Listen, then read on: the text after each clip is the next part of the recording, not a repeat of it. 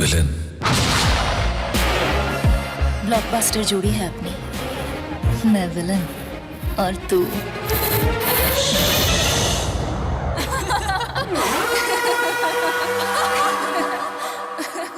ए villain! Film में heroine के तौर पर दिखना हर एक्ट्रेस को अच्छा लगता है। सुंदर गाने गाना या फिर looking good, looking nice and सब कुछ अच्छा अच्छा हो, सबको पसंद है। लेकिन विलन कहलाना या विलन की तरह दिखना, ये नया जनरेशन है और नई कहानी है। तो जो कहानी हम आजकल कह रहे हैं ना, वो बहुत नया है। एक बहुत ही खूबसूरत लड़की है इस वक्त मेरे साथ, जो एक विलन का हिस्सा है, दिशा पाटनी। बहुत बहुत स्वागत है। Thank you. जब कहा गया एक villain and then you guys are doing this, so एक तो प्रोमो से कुछ रिवील नहीं होता, which is one of the best thing. We had to, मतलब थ्रिलर मूवी है, सो हम कुछ बता नहीं सकते हैं। लेकिन एक विलन कहलाना अच्छा लग रहा है। बहुत अच्छा लग रहा है एक्चुअली। विलन का क्या कौन सी अहमियत आपको समझ में आती है जहन में? If I ask you what is a villain for you? I feel बचपन में टीचर्स होते थे कभी कभी जो मारते थे, तो वो विलन हो जाता है। हाँ विलन, जो मतलब आई थिंक बहुत सिचुएशन के हिसाब से हीरो विलन दोनों बदल सकता है, और यही हम स्टोरी में दिखाना चाहते हैं।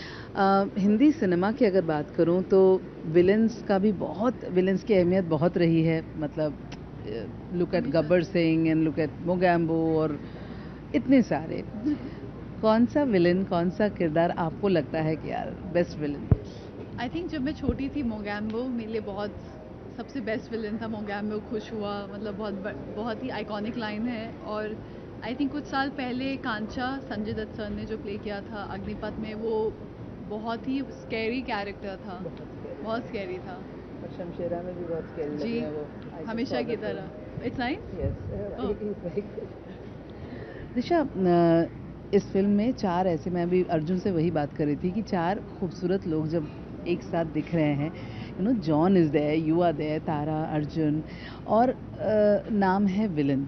तो ऐसे में जब इस तरह की फिल्म आप करते हो, थ्रिल है फिल्में, मोहित की फिल्म है, ऑब्वियसली एक कुछ वो छुपा कर रखते ही है। So what was the fun behind? At least I can ask you that. Film की कहानी में नहीं पूछ सकते। फन तो ऑनेस्टली मैम कुछ था ही नहीं, बिकॉज बहुत always there was like stress ही था, बिकॉज थोड़ा सीरियस फिल्म है, तो हमें थोड़ा मतलब कैरेक्टर में रहना पड़ा, और काफ़ी सारे किरदार थोड़े बहुत संकी है। और आई थिंक वो ट्रांजिशन जो था नॉर्मल से संकी का, वो करने के लिए आपको हमेशा उस जोन में रहना पड़ता है। तो मज़ा मस्ती तो कुछ नहीं हुआ, टू बी वेरी ऑनेस्ट, जितना है अभी हो रहा है प्रमोशन में।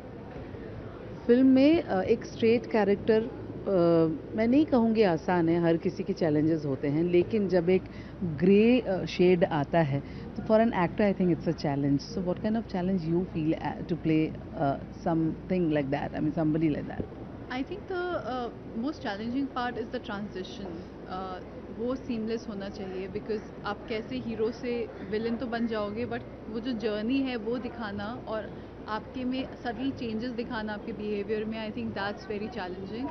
सो वो चेंज जो कुछ सीन्स थे, आई थिंक मैं बता नहीं पाऊँगी आपको, बट आई थिंक वो ट्रांजिशन बहुत चैलेंजिंग था।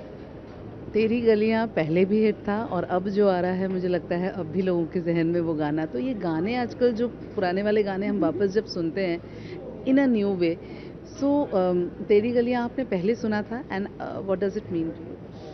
आई am a huge fan of एक विलन, एंड मैं बहुत ग्रेटफुल हूँ कि मुझे दूसरी मूवी में काम करने का मौका मिला और गलिया का पार्ट होने का मौका मिला। बिकॉज हम लोगों के लिए, मुझे याद है मैंने पहली बार जब थिएटर में मूवी देखी थी, एक रेज था सारे गानों का, सिर्फ गलिया का नहीं, बंजारा हो गया या कोई भी सॉन्ग हो गया। And I think Mohit sir has some magic in his ears कि वो म्यूज़िक और मेलोडी पकड़ लेते हैं, पता नहीं कैसे। एंड आई थिंक बहुत इम्पॉर्टेंट है। एंड आई थिंक वो जो भी छू लेते हैं वो सोना ही हो जाता है। दिशा, आपके जो एक जनरेशन पहले के जो एक्टर्स हैं, इनफैक्ट मैं रितेश देशमुख से उस दिन बात कर रही थी। रितेश का कहना था कि इस जनरेशन की सबसे खूबसूरत बात है कि वो फियरलेस हैं, वो उन्हें वो प्रिटेंड नहीं करते किसी चीज़ को लेकर के। जैसे पहले शादियां भी छुपाई जाती थी, अब they I mean everything is all over. तो वो फियरलेसनेस आपको और ज़्यादा अच्छा काम करना या जो आप हो वही दिखने में बहुत मदद करता है। आप आज की जनरेशन की हैं, आपने अपनी लाइफ को किस तरीके से देखा है? आप आज सोशल मीडिया में मुझे लगता है कि आपको सबसे ज़्यादा प्यार करते हैं लोग। सबसे ज़्यादा तो नहीं, आई थिंक सबको बहुत प्यार मिलता है, बट मैं अब लकी हूँ फॉर श्योर। मेरी अपब्रिंगिंग रही है पुलिस फैमिली से हूँ, एंड काफ़ी डिसिप्लिन लाइफ जी है, टाइम से उठना, टाइम से खाना, टाइम से नहाना। सो आई थिंक वो उसने बहुत मुझे हेल्प किया मेरी जर्नी में, और आई थिंक वो डिसिप्लिन अगर आपके अंदर एज अ ह्यूमन बीइंग रहता है तो आप काम में भी वो दिखा सकते हो।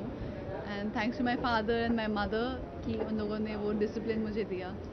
तो ये बताइए कि आपने मतलब ऑब्वियसली आप जब फिल्म नहीं करते हो तो I always see you like you know getting into another level of fitness, वो एस्पेक्ट आपका आई थिंक फिटनेस मेरे लिए एक लाइफस्टाइल है, और आई थिंक हम सबको कुछ ना कुछ करते रहना चाहिए, बिकॉज जो पुराना टाइम था, जब सब गांव में रहते थे तो साइकिल चलाते थे, सारा फार्मिंग करते थे। अब के टाइम पे हम लोग सब बस बैठे रहते हैं, तो इट्स एक्चुअली वो वर्कआउट नहीं है, वो हम लोग जो नहीं कर पा रहे हैं, चल नहीं पा रहे, साइकिल नहीं चला पा रहे, वो हमें जिम में जाके चलाना पड़ता है। तो आई थिंक बेसिक फिटनेस तो सबको रखना चाहिए, बिकॉज बॉडी बैठने के लिए नहीं बना है, वो कुछ ना कुछ करने के लिए बना है।